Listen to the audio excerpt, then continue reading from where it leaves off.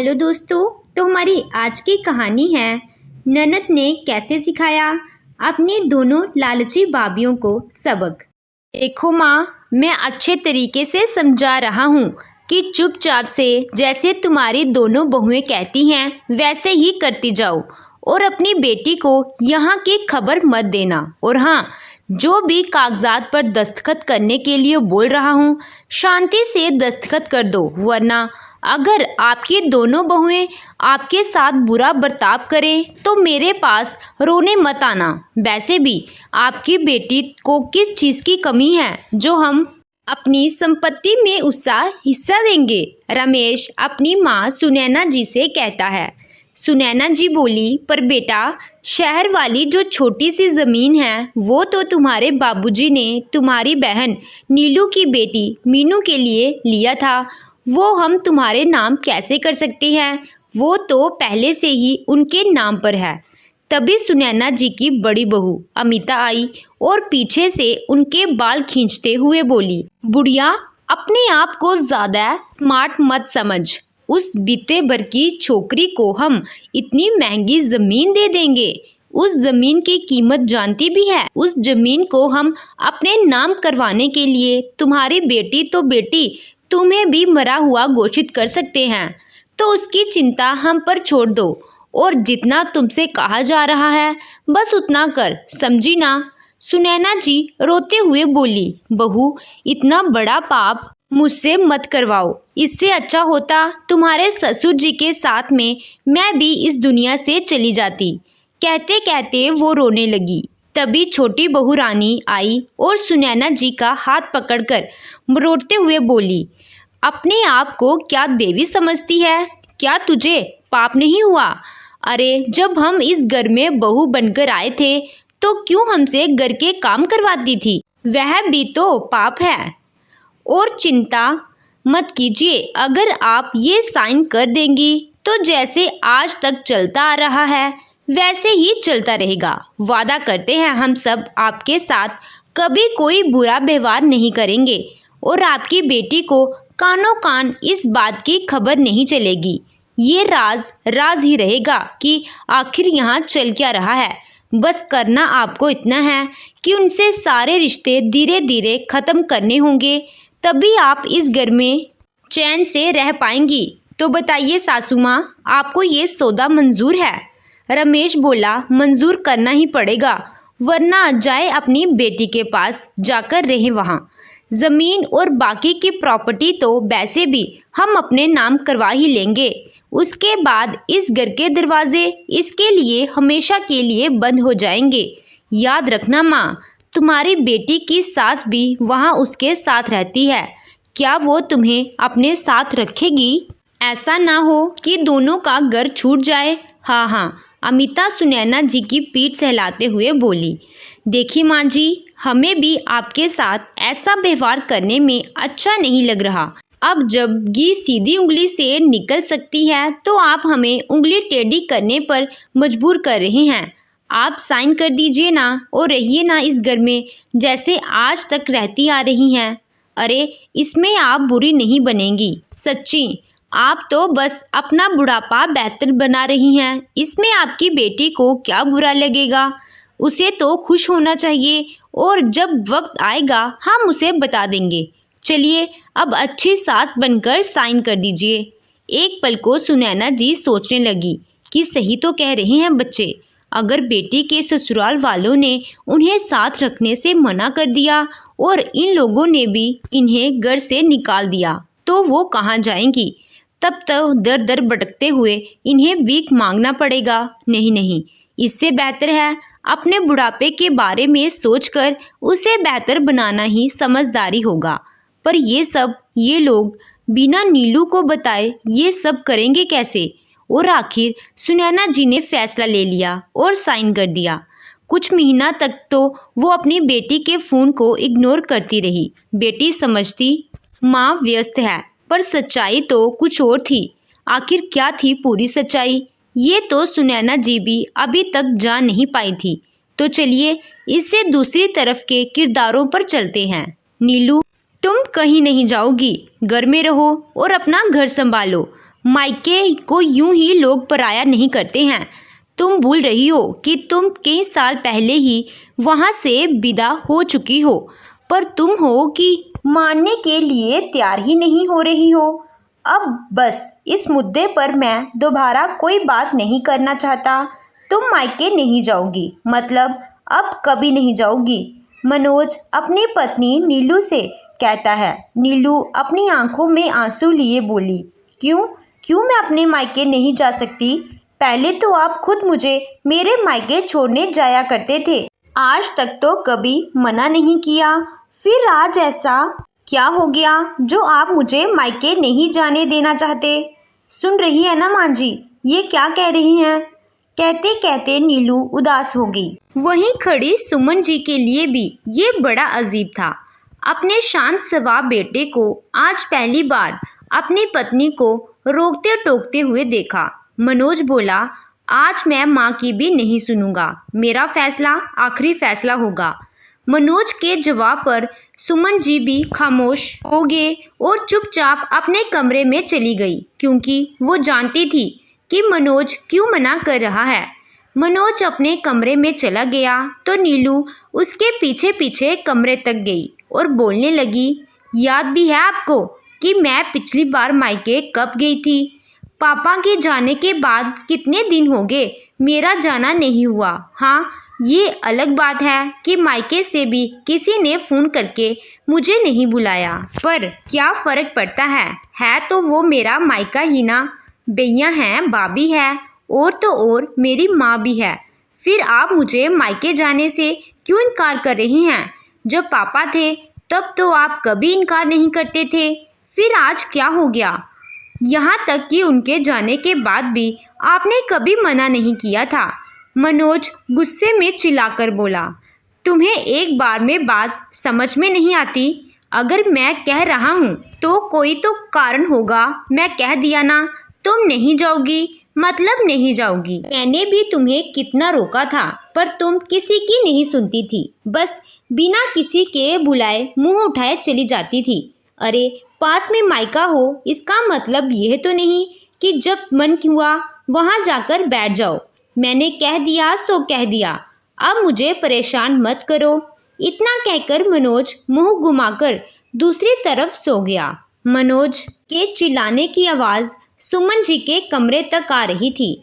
सुमन जी याद करने लगी कि उन्होंने कभी नीलू को किसी बात के लिए नहीं रोका टोका, पर हाँ, नीलू का बार बार मायके जाना उन्हें भी पसंद नहीं आता था, पर उसकी आदत सी हो गई थी। मायका पास था तो हर सप्ताह चली जाती थी, फिर सुबह से शाम तक वहीं रुककर आराम से आती थी।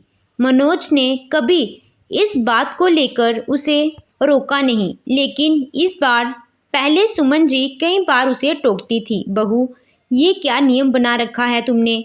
जब देखो मायके चली जाती हो। मुझे तुम्हारा इस तरह बार बार मायके जाना बिल्कुल पसंद नहीं आता। तुम मेरी बात सुन भी रही हो कि नहीं? नीलू एक कान से उनकी बात सुनती और दूसरे कान से निकाल देती। सुमन जी मनोज को कहती तो मनोज भी हंसकर टाल देता और कहता, क्या माँ, आप भी सुबह जाकर शाम को तो आ ही जाती है, फिर क्या दिक्कत है? क्यों मना करती हो? जाने दो उसे, माँ बाप को छोड़कर आई है, इतनी जल्दी रिश्ता कैसे टूट जाएगा? अब बेटे के इतना कहने पर सुमन जी भी चुप हो गई। धीरे धीरे समय बीता गया। नीलू की बेटी मीनू पैदा हुई, तब भी नीलू का यही हाल था। आज मीनू भी 4 साल की हो गई थी। अभी 9 महीने पहले जब नीलू के पिता की अकस्मात मृत्यु हो गई थी, तभी नीलू कम से कम 15-20 दिन मायके रहकर आई थी। पिता के जाने के बाद हर महीने नीलू श्राद्ध का कहकर मायके चली जाती थी, तो मनोज भी उसके साथ जाता था, ताकि उसे अकेलापन महसूस ना हो और ना ही उसे यह महसूस हो कि उसका पति या उसके ससुराल वाले उसके दुख में शामिल नहीं हैं। लेकिन 6 महीने बाद अचानक ऐसा क्या हो गया कि मनोज उसे मायके जाने से मना कर देता? ये बात हर किसी के मन में सवाल खड़ा कर रहा था। यही सोचते सोचते सुमन जी की आंखें लग गई, क्योंकि मनोज ने उनसे भी एक बहुत बड़ी सच्चाई छुपाकर रखी थी। जैसे एक पत्नी अपने पति के परिवार और उसकी इज्जत की रखवाली करती है और कुछ बातों को अपने मन के अंदर दबा कर रखती है, उसी तरह पत्नी की इज्जत भी तो पति की ही होती है, अब चाहे वो मायके की हो या उसके खुद के घर की। इधर सुबह सवेरे जब सब सो रहे थे, नीलू भी ना जाने क्या क्या सोच रही थी, क्योंकि कल रात से ही उसके दिमाग में तूफान मचा था और बड़बड़ा रही थी कि आजकल मम्मी भी फ़ोन पर ठीक से बात नहीं करती है। क्या पता दोनों भाभी उनको ठीक से रखती भी हैं कि नहीं। ऊपर से इनका ऐसा व्यवहार, समझ में नहीं आता क्या करूं। सोचते सोचते नीलू जब किसी नतीजे पर नहीं पहुंची तो मन ही मन खुद ही निर्णय ले ली और खड़ी हो गई। मनोज गहरी नींद में सो रहे थे। नीलू बोली, आज तो चाहे जो भी हो जाए मैं मायके जाकर रहूंगी। आखिर मुझे अपनी माँ और दोनों भाई भाभीयों से मिलने का हक है। यह मुझे इस तरह से रोक नहीं सकते और ना ही मायके जाने से मना कर सकते हैं। बोलते बोलते नीलू तैयार होने लगी और एक बैग में अपना सामान रखकर बाहर निकल गई। तब तक सुमन जी जाग चुकी थी और आंगन में तुलसी को जल दे रही थी। बहू को तैयार देख सुमन जी बोली, बहू तुम कहीं जा रही हो क्या, और वो भी इतनी सुबह सुबह। नीलू मुंह बनाते हुए बोली, हाँ मायके जा रही हूँ। सुमन जी बोली, बहू तुम मायके नहीं जाओगी, कल रात ही मनोज ने मना किया था तुम्हें, फिर तुम क्यों जा रही हो। अगर वो मना कर रहा है तो किसी कारण से कर रहा होगा।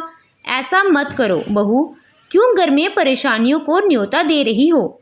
सुमन जी की बात सुनकर नीलू गुस्से में बोली, माँ जी 6 महीने पहले मेरी मम्मी पर दुखों का बहार टूटा था। उन्होंने अपना जीवन साथी खोया है, हम लोग उसकी भरपाई नहीं कर सकते हैं, लेकिन कम से कम मैं अपनी मम्मी से मिलकर तो आ ही सकती हूँ, उन्हें थोड़ी तसल्ली तो दे सकती हूँ। बेटी हूँ उनकी, क्या इतना सा भी नहीं कर सकती, या मेरा हक नहीं। इतने दिन हो चुके हैं मुझे उनसे मिले हुए, हर बार आप लोग कुछ ना कुछ बहाना करके मना कर देते हो। ना जाने 6 महीने से मुझे आप लोग वहाँ जाने क्यों नहीं देते हैं। आखिर कारण क्या है। खैर छोड़िए, जो भी कारण हो, पर मैं आज तो जाकर ही रहूँगी और मुझे कोई नहीं रोक सकता, कह देती हूँ। सुमन जी एक माँ की भांति कड़क हो गई और बोली, बहू इतनी जिद अच्छी नहीं होती। मनोज ने मना किया है ना, चुपचाप से घर पर रहो, मैं कुछ नहीं कहती। नहीं, इसका मतलब ये नहीं कि तुम मेरे साथ इस तरह से बात करोगी। भूलो मत, मैं तुम्हारी सास हूँ, जिसने आज तक माँ बनकर ही तुम्हें प्यार दिया। तो मेरी बात मानो और चुपचाप अपने कमरे में जाओ। सुबह सुबह फालतू का बखेड़ा खड़ा कर दिया है। नीलू जिद पर अड़ गई और बोली, नहीं मैं अंदर नहीं जाऊंगी, बल्कि आज तो मैं मायके जाकर रहूंगी, देखती हूँ मुझे कौन रोकता है। इतना कहते हुए वो तेज कदमों से घर से बाहर निकल गई। सुमन जी के समझ में नहीं आ रहा था कि आखिर वो करे तो क्या करे। हार कर वो जल्दी जल्दी मनोज के कमरे में गई और बोली, मनोज उठो बेटा, देखो बहू जबरदस्ती मायके चली गई है। मैंने उसे रोकने की बहुत कोशिश की पर वो रुकी नहीं।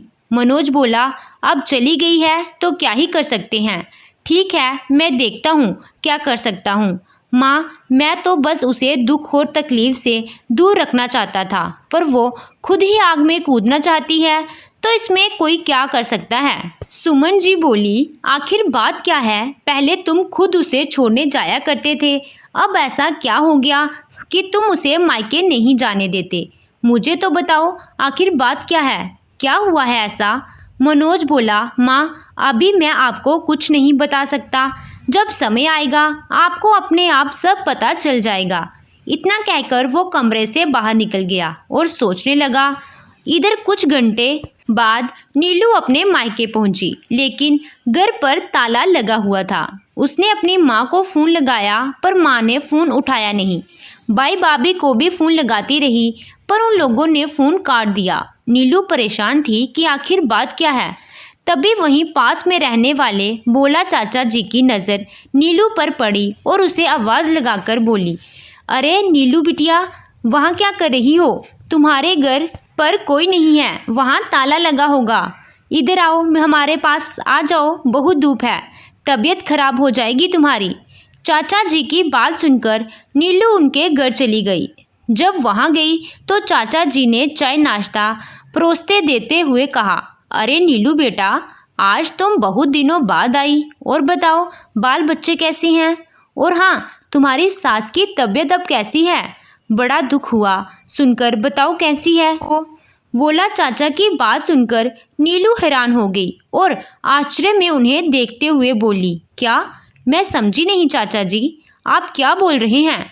बोला। चाचा नीलू को समझाते हुए बोले, अरे तेरी सास के बारे में पूछ रहा हूँ, जो आंगन में फिसल कर गिर गई थी ना, इसीलिए तो तू इतने दिनों से यहाँ नहीं आ रही थी, इसी बारे में पूछ रहा हूँ। अब तुम्हारी सास कैसी है, ठीक तो है ना? अब तुम्हारे बाबूजी तो रहे नहीं, वरना उनसे हाल चाल ले लिया करता था। अब पड़ोसी होकर तुम्हारे घर जाता तो शायद तुम्हारे भाइयों को हमारा वहाँ जाना अच्छा नहीं लगता कि तुम्हारे बाबूजी के मरने के बाद मुझे लगता है तुम्हारी माँ मजबूरी में ही सही पर बदल गई है। उनकी बात सुनकर नीलू हक्की बक्की रह गई और सोचने लगी, भला उसकी सास को कब चोट लगी और कब वो फिसल कर गिर गई थी। उसने कहा, चाचा जी, आपको किसने कहा कि मेरी सास को चोट लग गई है? बोला। चाचा बोले, अरे तेरी चाची बता रही थी। सुनती हो कमला? ओ कमला, नीलू आई है। नीलू को हैरान देखकर कमला चाची बोली, अरे 6 महीने पहले जब श्राद्ध का सारा काम खत्म हुआ था, उसके 2 दिन बाद ही तो तुम्हारे घर और प्रॉपर्टी का बंटवारा हो रहा था और उन पेपरों पर तुम्हारे ही साइन चाहिए थे। उस समय तुम्हारे भाइयों ने ही बताया था कि तुम्हारी सास आंगन में फिसल कर गिर गई और उनके कमर में चोट आई है, इसलिए तुम नहीं आ पाओगी।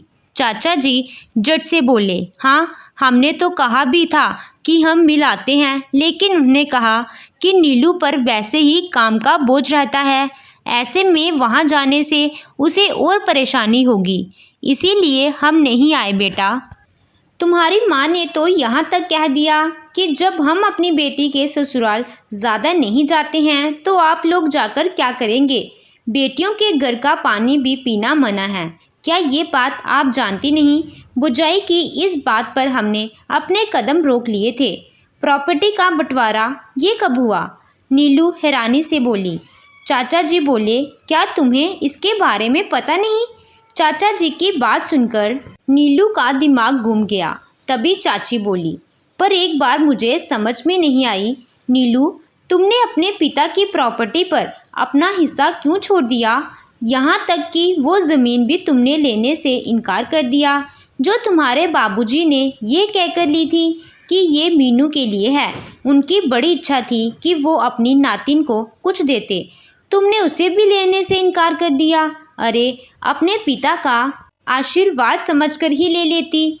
तुमने ठीक नहीं किया बेटा। मानता हूँ तुम्हारा पति कमाता है, तुम्हें पैसे की कमी नहीं है, पर माँ बाप के आशीर्वाद का मोल वो संपत्ति नहीं लगा सकते। नीलू हैरान हक्की बक्की बस उनकी बातें सुन रही थी। तभी कमला चाची का बेटा किशोर घर के अंदर दाखिल हुआ और हैरानी से नीलू को देखने लगा। कमला चाची बोली, अरे किशोर, देखो नीलू आई है। हमेशा तू इसे देखकर बहुत खुश होते थे और तुम दोनों खूब हंसी मजाक भी करते थे। आखिर दोस्ती से बढ़कर भाई बहन जैसा तुम लोगों में प्रेम था, फिर आज चुपचाप क्यों खड़े हो? नीलू बोली, चाची जी, मैं चलती हूँ, मीनू के आने का समय हो गया है। माँ जी उसे संभाल नहीं पाएंगी और ये भी घर में है, बहुत सारा काम है। इतना कहकर नीलू वहाँ से बाहर आने लगी। अचानक किशोर बोला, रुको नीलू, मैं तुम्हें बाहर बस स्टैंड तक छोड़ देता हूँ। इतना कहकर किशोर उसके साथ बाहर निकल गया और दोनों वहाँ से पैदल ही बस स्टैंड के लिए निकल गए। चलते चलते किशोर ने कहा, नीलू, तुम यहाँ क्या करने आई हो? मुझे तो लगा था अब तुम मायके कभी नहीं आओगी। आखिर तुम्हारे परिवार वालों ने तुम्हारे साथ इतना बड़ा धोखा जो किया था, उसके बाद भी तुम यहाँ आ गई। क्या तुम्हें मनोज जी ने रोका नहीं? तुम्हें याद है मनोज जी उस दिन बहुत गुस्सा हुए थे, यहाँ तक कि तुम्हारे घर पर आकर तुम्हारे भाई भाभी माँ सबसे लड़कर भी गए थे। विश्वास नहीं होता, आखिर तुम्हारे जीते जी तुम्हारे परिवार वालों ने तुम्हें मृत कैसे घोषित कर दिया, और कहा तो कहा तुम्हारा डेथ सर्टिफिकेट भी बनवा कर ले आए। छी छी, बहुत गंदा काम किया उन लोगों ने। सच्ची कहा है किसी ने, बेटी जिस दिन माँ के मन से उतर जाए उस दिन वो सही मायने में पराई हो जाती है। फिर तुम यहाँ क्यों आई? मुझे तो अभी भी यकीन नहीं हो रहा कि चाची ने भी उनका साथ दिया। ऐसी क्या मजबूरी थी जो अपनी ही बेटी को कहते कहते किशोर चुप हो गया। किशोर की बात सुनकर नीलू के पैरों तले जमीन खिसक गई थी कि किशोर बोला, हाँ याद आया, आज शायद जमीन के रजिस्ट्रेशन के लिए सब लोग होंगे, इसीलिए घर पर कोई नहीं है। नीलू बिल्कुल शांत हो गई थी। उसे सब समझ में आ रहा था कि आखिर मनोज उसे मायके आने के लिए क्यों मना कर रहे थे, और इसीलिए आजकल उसकी माँ भी फ़ोन पर उससे बात नहीं करती थी। बस फ़ोन उठाते ही उन्हें फ़ोन रखने की बहुत जल्दी मची रहती थी। भाई भाभी तो गलती से भी फ़ोन नहीं उठाते थे, पर माँ क्या? एक माँ अपनी बेटी के साथ इतना बड़ा धोखा कर सकती है? आखिर माँ नीलू से सच्चाई क्यों छुपाएगी? नीलू रोते हुए बोली, किशोर, बचपन से सुनती आ रही हूँ, पूत कपूत होते हैं पर माँ कुमाता नहीं होती, पर यहाँ तो मेरी माँ ने ही मेरा अस्तित्व मिटा दिया। कहते कहते वो रोने लगी।